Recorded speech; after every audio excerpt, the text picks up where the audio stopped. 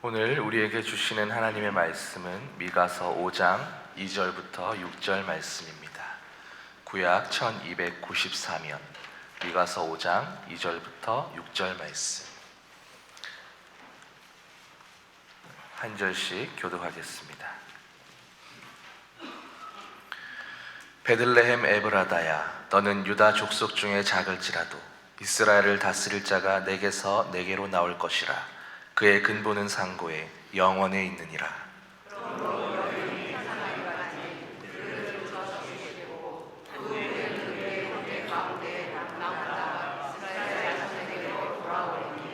그가 여호와의 능력과 그의 하나님 여호와의 이름의 위엄을 의지하고 서서 목축하니 그들이 거주할 것이라.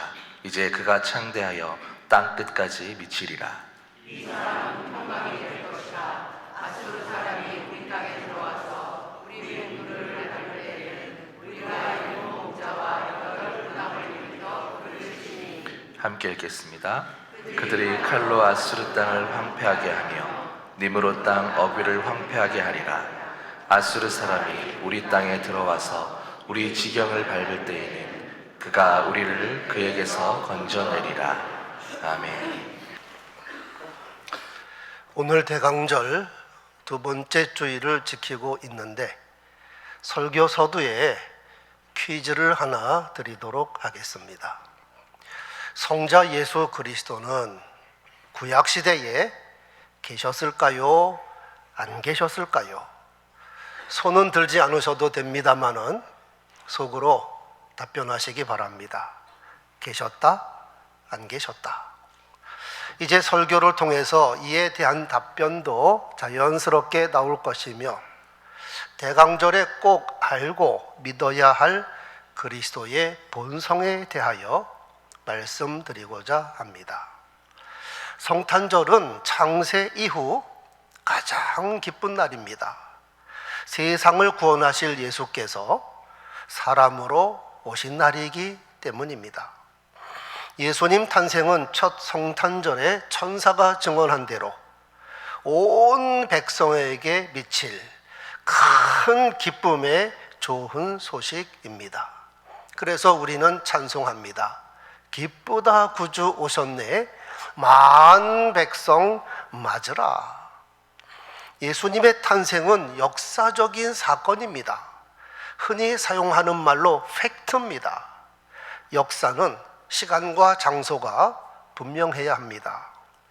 예수께서 탄생하신 때는 로마 황제 아구스도, 본명 옥타비아누스 통치 때입니다. 당시 수리아 지방의 총독은 구레뇨, 그리고 유다 통치하던 자는 헤롯 대왕, 그리고 후대 사람들은 예수 탄생을 기점으로 기원 전과 기원 후를 나눕니다. BC, Before Christ, 그리스도 이전, AD, 라틴어입니다. 아노 도미니, 주님 이후. 또한 예수께서 탄생하신 곳은 유대 땅 베들레헴입니다. 그의 부모는 요셉과 마리아, 원래 북쪽 갈릴리 나사렛에서 사셨는데 호적하러 고향에 왔다가 사람들이 얼마나 북적였는지 여관이 없어서 마구간에서 출생하셨습니다. 그리고 30세쯤 되기까지 나사렛에서 사생애를 사셨고 30세쯤 되어서 3년 조금 넘게 공생애를 사셨는데 이 공생애 사역과 십자가 부활을 통하여 나사렛 예수는 구약에 약속된 그 메시아인 것이 확증되었습니다. 이렇게 예수님의 지상 사역이 역사적인 것이 틀림이 없지만 그러나 우리가 예수님의 그 모습만 보아서는 아니 됩니다. 마치 사도 바울이 고린도후서 5장 16절에서 증언한 대로 그러므로 우리가 이제부터는 어떤 사람도 육신을 따라 알지 아니하노라. 비록 우리가 그리스도도 육신을 따라 알았으나 이제부터는 그같이 알지 아니하노라. 이를 강조한 이유는 상당수 교회학교 학생들이나 일부 성도들 가운데 성자 예수님은 지금으로부터 2000년 전부터 존재하신 분으로 생각하곤 합니다. 즉 구약시대에는 예수님이 안 계셨다 생각하기가 쉽습니다. 하지만 성자 예수님은 삼위일체 하나님의 한 위로서 성부 하나님과 동등 본체시며 천지 창조 사역을 함께 하신 하나님이십니다. 요한복음 1장 2절 3절 그가 성자 예수님입니다. 태초에 하나님과 함께 계셨고 만물이 그로 말미암아 지은 바 되었으니 지은 것이 하나도 그가 없이는 된 것이 없느니라. 예수님은 창조주이신 것을 믿으시기 바랍니다. 공생의 예수께서도 자신이 하나님이신 것과 태초부터 계셨다는 것을 여러 번 말씀하셨음에도 불구하고 당시 유대인들이 이 문턱을 넘지 못했습니다. 요한복음 8장에서 나는 세상의 빛이니 나를 따르는 자는 어둠에 다니지 아니하고 생명의 빛을 얻으리라. 그러니까 바리새인들이 반박을 합니다. 내가 너를 위하여 증언하니 내 증언은 참되지 아니하도다. 말도 안 되는 소리 하지 말고 만약 진짜라면 증인을 데려오라는 겁니다. 이에 예수께서 너희는 육체를 따라 판단하나 나는 아무도 판단하지 아니하노라. 나는 혼자 있는 것이 아니요 나를 보내신 이가 나와 함께 계심이라. 예수님 말씀의 핵심은 나를 육신으로만 보지 말라 하는 겁니다. 이렇게 해서 계속된 논쟁 끝에 예수께서 이런 말씀도 하셨습니다. 너희 조상 아브라함은 나의 때 볼 것을 즐거워하다가 보고 기뻐하였느니라. 그랬더니 유대인들이 발칵 뒤집혔습니다. 내가 아직 50도 못 되었는데 아브라함을 보았느냐? 말도 안 되는 소리. 이에 예수께서 진실로 진실로 너희에게 이르노니 아브라함이 나기 전부터 내가 있느니라. 그랬더니 유대인들이 돌을 들어 치려고 하였습니다. 여러분, 예수께서 사람으로 오신 목적은 피 흘림이 없으면 죄 사함이 없느니라 하는 말씀을 따라서 우리의 속죄 제물이 되기 위하여 육신으로 오신 겁니다. 죄는 없으신데 대신 피를 흘린다. 피를 흘리기 위해서는 사람으로 오셔야 합니다. 또한 예수님은 사람의 말로 하늘의 비밀을 말하기 위하여 사람으로 오신 겁니다. 말씀이 육신이 되어 로고스 하나님이 사람이 되셔서 우리 가운데 거하심에 우리가 그의 영광을 보니 아버지의 독생자의 영광이요 은혜와 진리가 충만하더라. 그러므로 예수님을 바라보는 시각이 이 두 가지가 조화를 이루어야 합니다. 성자 예수님은 참 신이시다. 그런데 사람이 되셨다. 이를 사도 바울은 이렇게 요약했습니다. 골로새서 2장 9절.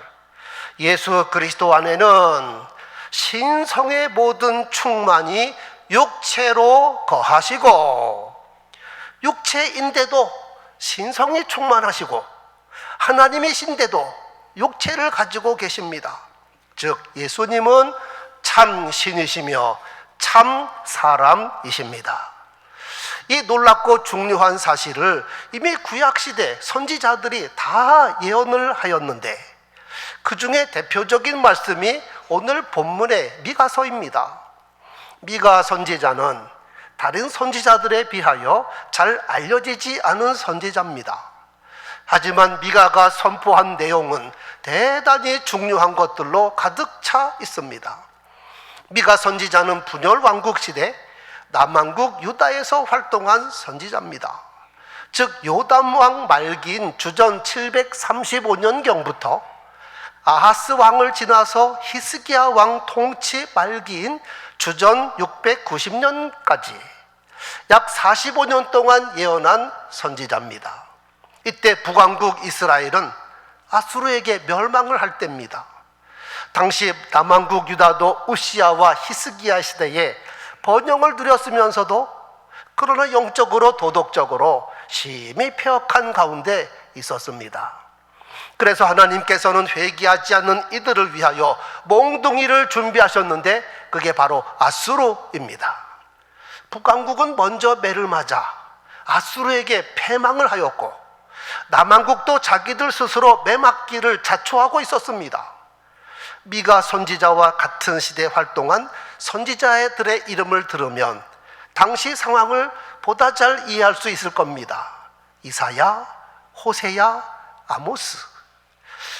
하나님께서 미가 선지자를 보내신 목적을 요약하면 유다가 자기들의 죄로 말미암아 멸망하는 것은 기정사실이다.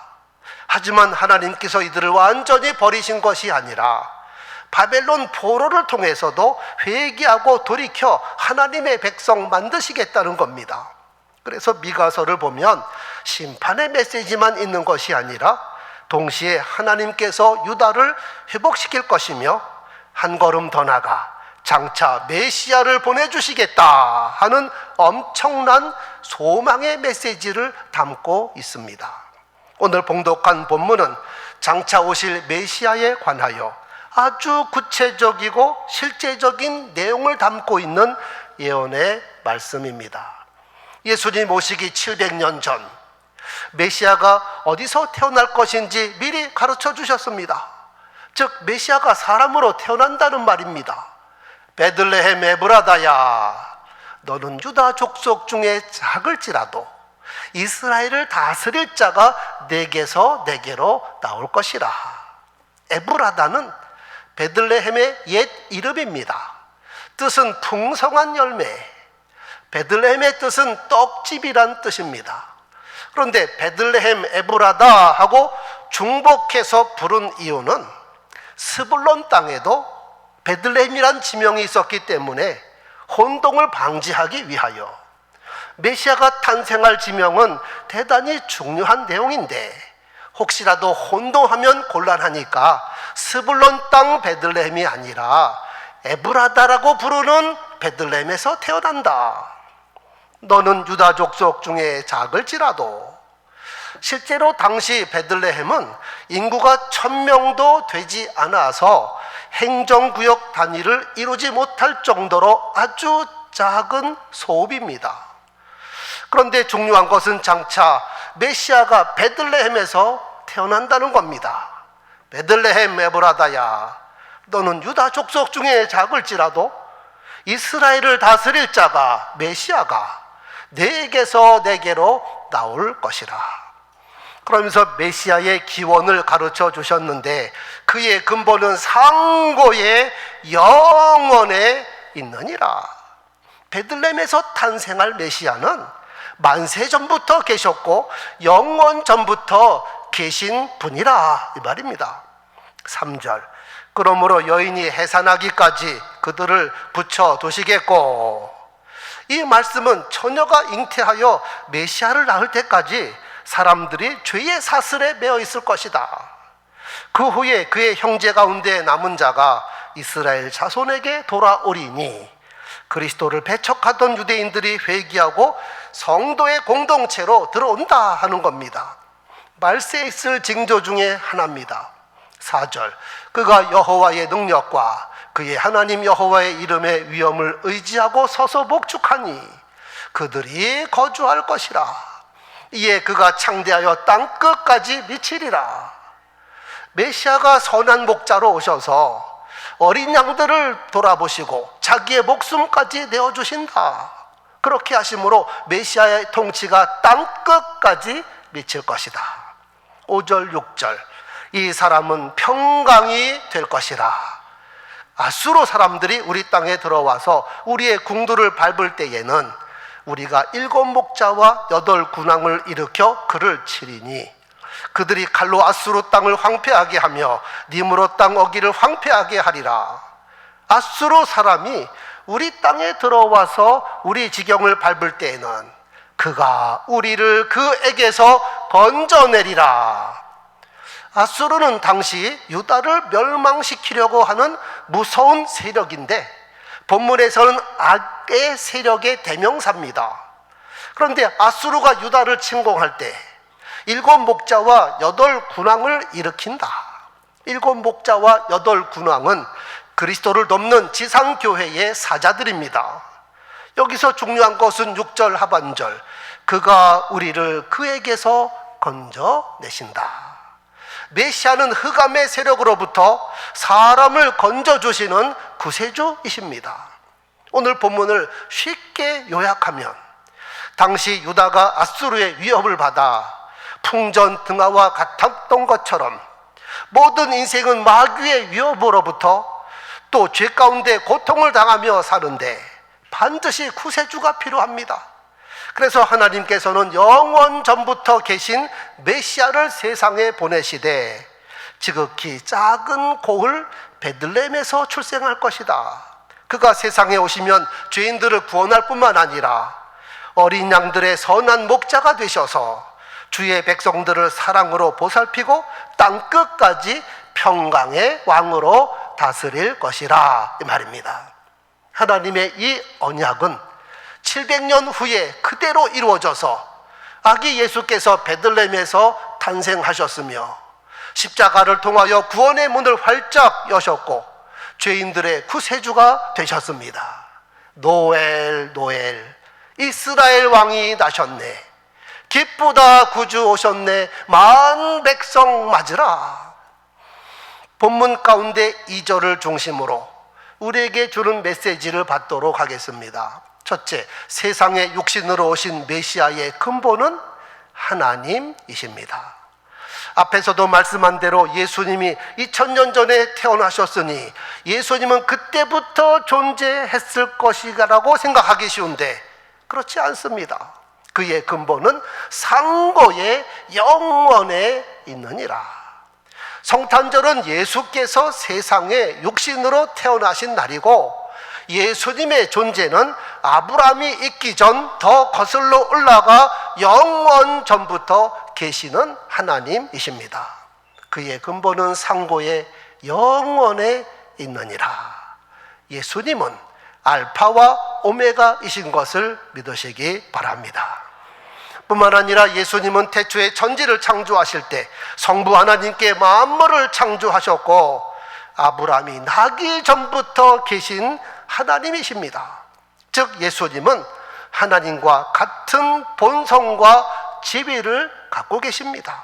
빌립보서 2장 6절에서 8절, 그는 근본 하나님의 본체시나 하나님과 동등됨을 취할 것으로 여기지 아니하시고 오히려 자기를 비워 종의 형체를 가져 사람들과 같이 되셨고 사람의 모양으로 나타나셨음에 자기를 낮추시고 죽기까지 복종하셨으니 곧 십자가에 죽으심이라. 그는 그런 하나님이 하늘 보호자를 버리고 세상에 육신으로 오신 겁니다. 세상에 육신으로 오신 것만도 대단한 전락인데 그것도 가장 낮고 천한 자리에 오셨습니다. 마구간에서 태어나시고 구유에 누우셨습니다. 도저히 사람의 생각으로는 이해할 수 없는 일이요, 어떤 신도 흉내조차 낼 수 없는 사건 중의 사건입니다. 이 비밀을 알고 나면 성탄절은 하나님이신 예수님이 자발적으로 엄청난 전락을 하신 것이요 자기 비움과 자기 포기를 하신 날입니다. 저는 예수 성탄이 실은 예수님의 첫 번째 십자가라고 생각합니다. 하늘 보호자에 계신 예수께서 자신의 모든 지위와 권리를 버리시고 스스로 신의 길을 포기하면서 인간으로 세상에 오신 겁니다. 우리가 이거 생각할 때 성탄절은 기쁨도 기쁨이지만 먼저 해야 할 것이 있으니 그것은 예수님을 본받아 낮아지는 일이요 나도 마음을 비우는 날이며 겸손을 배우는 날이어야 합니다. 두 번째, 지극히 작은 고을에서 태어나셨습니다. 우리나라 사람들도 유난히 출신 지역이나 고향을 중시 여깁니다. 즉 대도시나 유명한 도시 출신은 마치 그 유명세가 자기에게 붙어 다니는 것처럼 자랑삼아 이야기하기를 즐겨합니다. 반대로 시골 조그만 마을 출신인 사람은 사람까지도 변변치 못한 것처럼 고향 이야기하기를 꺼려하기도 합니다. 자기 고향을 사랑하고 고향 발전을 위해서 일하는 것은 귀한 일입니다. 그러나 문제는 지방색에 치우쳐서 다른 지역 사람을 차별한다든지 지역주의가 지나쳐서 지역 감정을 갖는다든지 하는 것은 옳지 않습니다. 또한 자기가 출생한 도시나 자기가 속한 그룹이 크냐 작으냐에 따라서 모든 것을 판단하는 외소 컴플렉스, 작은 것에 대한 열등감을 가져서도 아니 됩니다. 나다나엘은 메시아가 나사렛 출신이라는 말을 듣자마자 이렇게 반응합니다. 나사렛에서 무슨 선한 것이 나겠느냐? 그 사람 메시아 아니야. 유대인들도 출신 지역을 대단히 따지는 사람들입니다. 사도행전 21장에 사도 바울이 3차 전도여행을 마치고 예루살렘에 입성했을 때 반대자들이 바울을 체포하여 고발을 합니다. 온 성이 크게 소동을 합니다. 그때 바울이 천부장 앞에서 자기를 소개하는데 이런 말 합니다. 나는 유대인이라 소읍이 아닌 길리기아 다소 성의 시민이니 정컨대 백성에게 말하게 허락하라. 우리말로 쉽게 풀어서 말하면 나는 시골 조그만 마을에서 태어난 사람이 아니야. 큰 성 다소에서 출생한 사람이다. 출신 지역을 구분하는 사람들에게 할 수 없이 자기 출생지를 말하여 자신을 인정받은 후에 그들 앞에서 변론할 기회를 얻었습니다. 그런데 하나님의 아들이시며 세상을 구원할 구주 예수께서 시골 작은 마을 베들레헴에서 출생하셨다는 것은 정말 놀라운 일이며 대단히 중요한 의미가 담겨 있습니다. 즉 세상적인 어떤 배경이나 사람의 덕을 보지 않겠다는 겁니다. 오직 하나님만 의지하여 하나님의 영광을 나타내겠다는 것입니다.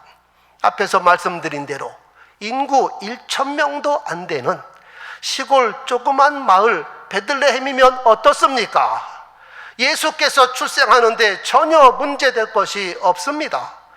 또한 나사렛 촌동네에서 성장했다는 것이 예수께서 하나님의 일을 감당하며 십자가 못 박히는데 전혀 문제될 것이 없었습니다.